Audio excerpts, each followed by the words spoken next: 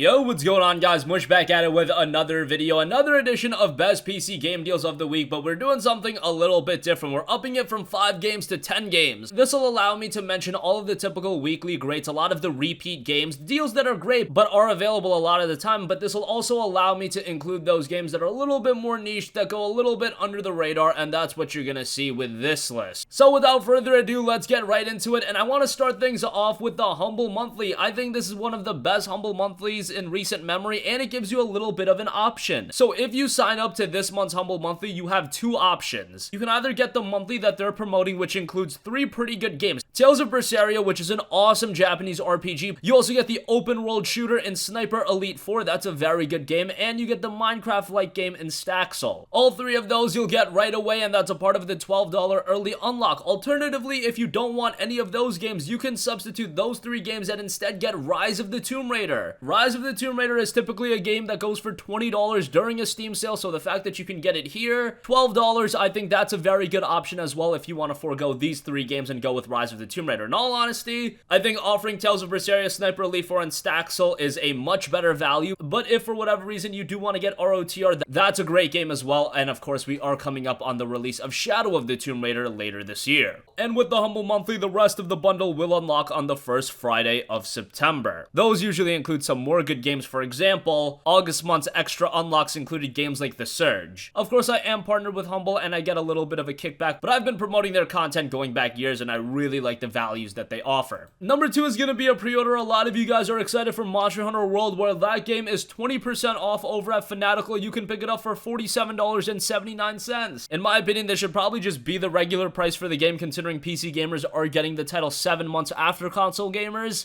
I've seen PS4 copies of MH World as low as $30, so I don't think asking for the game at $45 to $50 is too much of a stretch, but hey, they're releasing it at $59.99. I'm sure a ton of people will buy it, but if you want a little bit of a discount, $47.79 is a really good price. The only caveat is, if you do take advantage of this discount, you will not have the option for a Steam refund, so that might be a little bit of a deal breaker for you. Next up, we have Hellblade: Senua's Sacrifice, which is available on Humble, 40% off for $17.99. If you're a Humble monthly subscriber, you save 10% off everything in the Humble store, and if that is the case, you will end up getting this game for $16.19. Hellblade: Senua's Sacrifice is a fantastic and super atmospheric game, a very dark game, a game that when it was originally revealed, I was not completely sold on, but the project that Ninja Theory put out turned out to be excellent. Ninja Theory, of course, has been recently acquired by Microsoft. Microsoft do release their games over on PC, but it's on Windows 10, so that's kind of unfortunate as far as a Steam release goes. Hellblade: Senua's Sacrifice looks to be the last of those on PC. Great game, and it is getting VR support very soon as well, so that's another element being added to the game. Next up, we have Undertale, which is 50% off, down to $4.99. Again, you'll save 10% if you're a monthly subscriber, so you'll get it for $4.49. Undertale is one of those long-storied games. It's a very old-school game. It's reminiscent of games such as Earthbound, but it's got a very creepy and dark story to go with it too. It starts off kind of simple. You think it's pretty simple on the surface as well, but then when you actually start playing the game, you realize that there's more to this game than meets the eye. Yes, the visual style might be off-putting to some people, but if you actually give the game a chance, if you let yourself get invested into it, it is an experience that really does stick with you long after you complete the game, and at $4.50 for monthly subscribers, $5 flat, I'd say that's a good deal. Soma is discounted 80% down to $6 on Humble, $5.40 for those of you that are monthly subscribers. This is a survival horror game done by Frictional, who also did the Amnesia titles, and the Amnesia titles are some of the most iconic horror games of all time, but I would say that Soma is a better game than the Amnesia games. Of course, it's a more recent release, so on the visual side of things, it is a significant improvement upon Amnesia there, but it's also a very well-told story in its own right. It's light on the combat, which I think is perfect for a survival horror game, and there's another game that really does a good job of invoking horror, and it did release at $30, and maybe you might have thought that was a bit expensive, but now that you can get it for $6, even a little bit cheaper as a monthly subscriber,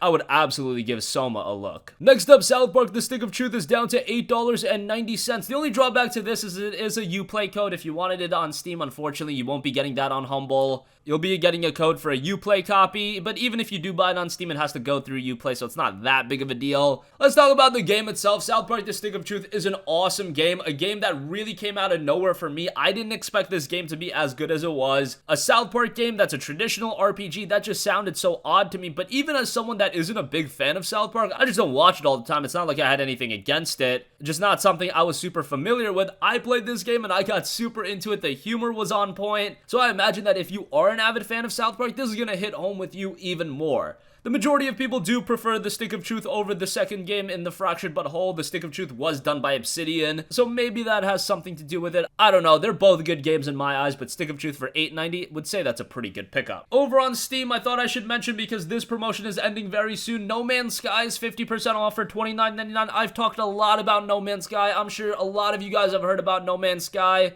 after the next update, but the game is much better than it was 2 years ago. And bear in mind, 2 years ago we paid $60 for a far lesser game. Now it's 50% off for $30, and you're getting a far superior game. Now I should say that $30 probably should be the standard price at this point, but hey, what are you gonna do? In 21 hours as of recording this video, this game is going back to $60, and $60 for No Man's Sky, absolutely not worth it. $30, much more of a palatable price point, and I would recommend it at that price. $60, that's just too expensive. Next up, we have a deal that comes around quite often, and that is XCOM 2. The base game is 67% off for $19.79, but if you really want to get the definitive XCOM experience, you probably want to check out XCOM 2 The Collection. This includes XCOM 2, it includes a couple of DLC packs, and most notably, it includes XCOM 2 War of the Chosen, which really expands the experience. It is a hefty price at $49, that's 61% off, so that's a steep investment, but War of the Chosen really does enhance the game. The base game is still really good. It's just that if you want that complete experience with a lot more content, definitely check out The Collection if you do have the money to drop. Alternatively, if you just want a good strategy turn-based tactical game, if you played Enemy Unknown, it's a lot more of the same, and that's a good thing because Enemy Unknown was such a good game. A little bit more difficult to run. This game had a lot of issues when it was released, but now those have been really remedied. And as somebody that's not a big fan of strategy games, I was a big fan of XCOM. Definitely check out XCOM 2, $19.79 for base game, $24.74 for digital deluxe, and the best version, XCOM 2 Collection, $49.24. Yes, a hefty price, but I would say it's worth it if you have the money to drop. Next up, I want to give a shout to 2 fighting games as a part of Steam's Evo promotion that they got going on. First up, Dragonball Fighters is 40% off, down to $35.99. Dragonball Fighters, I think, is one of the best, if not the best, Dragon Ball game ever made. I don't think that's hyperbole.